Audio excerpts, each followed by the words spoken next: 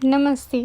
आज मैं आपके लिए लाई हूँ 5वीं ज्योतिर्लिंग के बारे में, केदारेश्वर ज्योतिर्लिंग की महिमा के बारे में बताने वाली हूँ और इसके पीछे की कहानी भी बताने वाली हूँ। यह ज्योतिर्लिंग पर्वतराज हिमालय की केदार नामक चोटी पर स्थित है।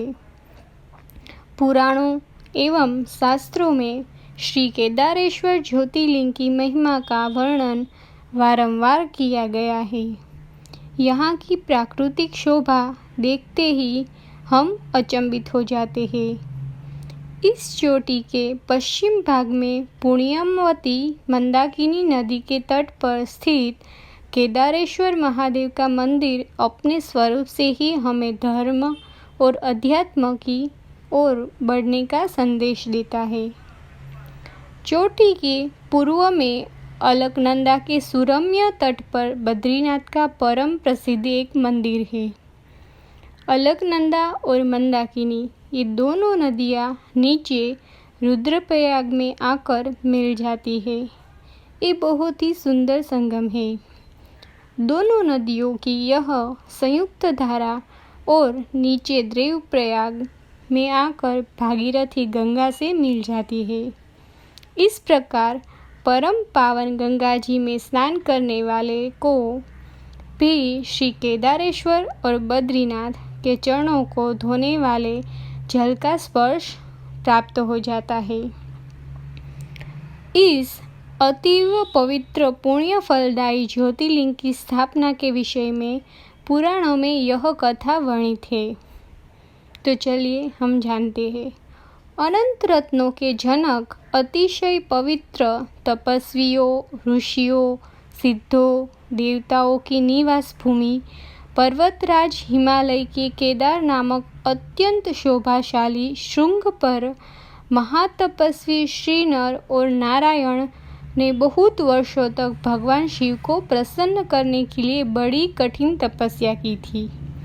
कई हजार वर्षों तक वे निराहार यानी कि कोई भी आहार नहीं लिया था, रहकर एक पैर पर खड़े होकर शिव नाम का जप करते रहे। इस तपस्या से सारे लोकों में उनकी चर्चा होने लगी। देवता, ऋषि मुनि, यक्ष, गंधर्व सभी उनकी साधना और संयम की प्रशंसा करने लगे।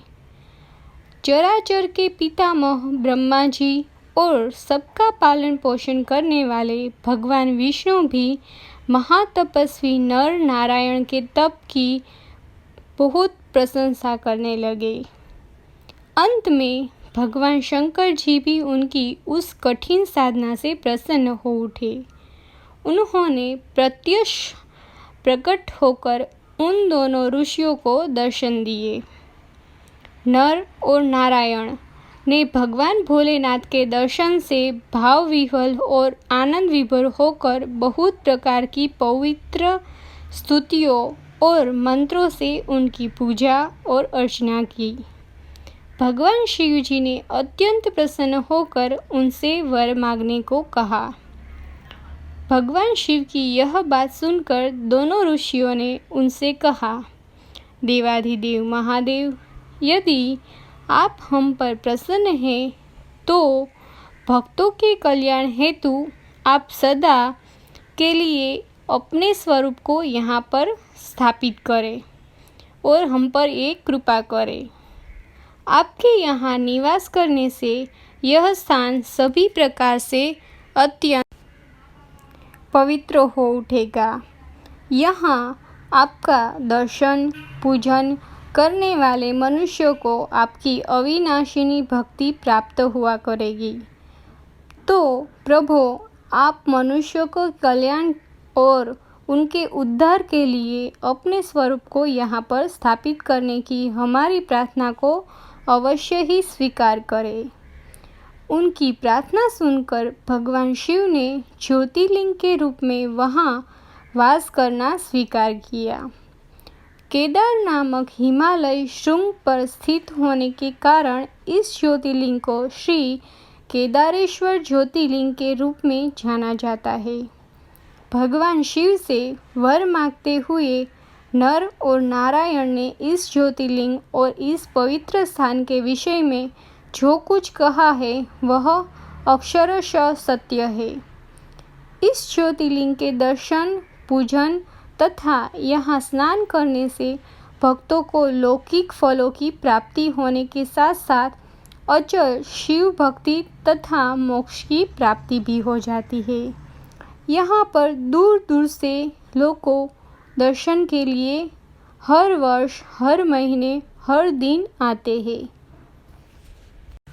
और एक मान्यता ये भी है कि शिव पुराण में ये कहा गया है कि केदारनाथ में जो तीर्थयात्री जाते हैं उन्हें स्वर्ग की प्राप्ति होती है और अपने सभी पापों से मुक्त हो जाते हैं।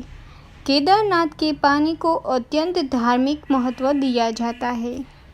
अगर आपको मेरा ये वीडियो अच्छा लगा हो तो प्लीज़ इसको लाइक कीजिए, शेयर कीजिए और सब्सक्राइब करना मत भूलिएगा। मैं नेक्स्ट वीडियो में आपके लिए छठी ज्योतिर्लिंग के बारे में मैं आपको बताऊंगी। धन्यवाद। जय महादेव।